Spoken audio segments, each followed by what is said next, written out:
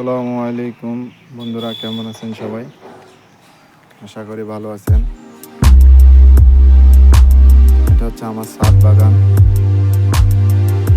আমি একজন প্রবাস থাকি ওমান, কিন্তু দেশে আসছি। আমার ছাদ বাগানটা অনেক পছন্দ। ছাদের মধ্যে সবকিছু লাগাইতে ভালো লাগে।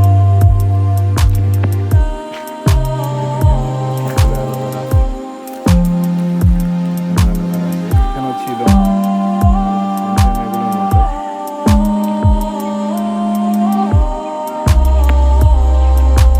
মিষ্টি কুমড়া,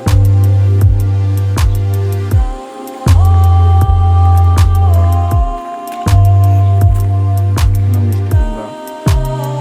এগুলো হচ্ছে আমরা খপ পাতা বলি। যখন ছোট ছেলে মেয়েদের খপ হয় তখন এই পাতাটা ব্যবহার করা হয়। একটা ঔষধি গাছ।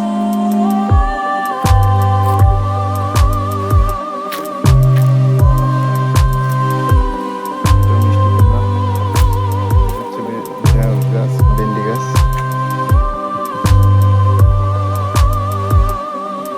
এটা হচ্ছে তুলসী। এটাও লেবু।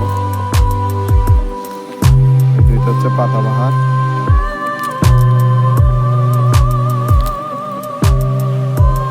এটা হচ্ছে ড্রাগন। এগুলো আমি আরো 2 বছর আগে এখানে লাগিয়ে গেছিলাম, এখন এত বড় হয়েছে। এগুলো সবগুলো নিচে নামাইতে হবে, তো বেশি বড় হয়ে গেছে। এটা হচ্ছে এলাচি গাছ। জিও ব্যাগের মধ্যে লাগাইছি, দেখা যাক কেমন হয়। এটা এলাচি। তারপরে এখানের মধ্যে অন্য আরেকটা লাগাবো। এখানে মাটি দিচ্ছি।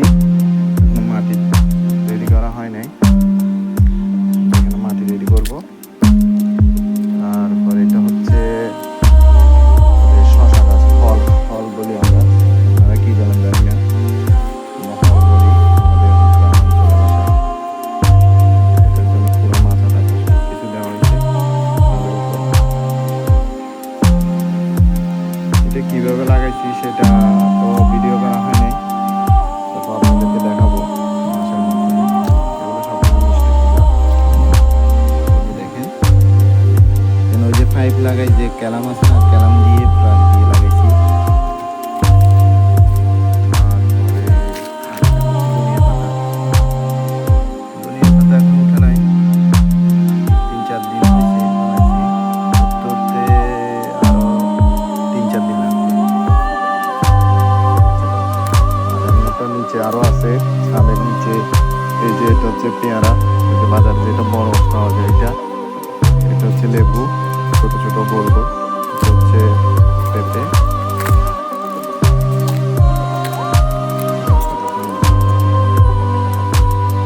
পেঁপে, মাশাআল্লাহ। আর এখানে আম গাছ আছে, নারকেল গাছ আছে, অনেক। আমাদের বাড়িতে আছে শেষ নাই, অনেক গাছ আছে মাশাআল্লাহ।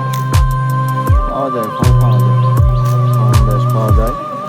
কিন্তু আমাদের এখানে কাঠবিড়ালি থাকার কারণে পাওয়া যায় না। কাঠবিড়ালি বেশি সমস্যা, কাঠবিড়ালি সমস্যা করে বেশি।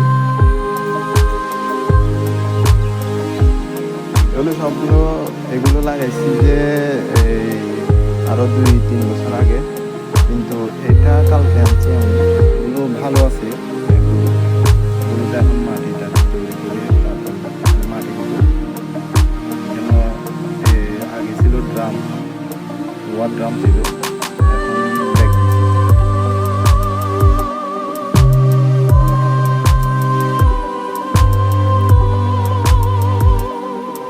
ঠিক আছে বন্ধুরা, আজকের জন্য এতটুকু। আপনারা লাইক করবেন, সাবস্ক্রাইব করবেন।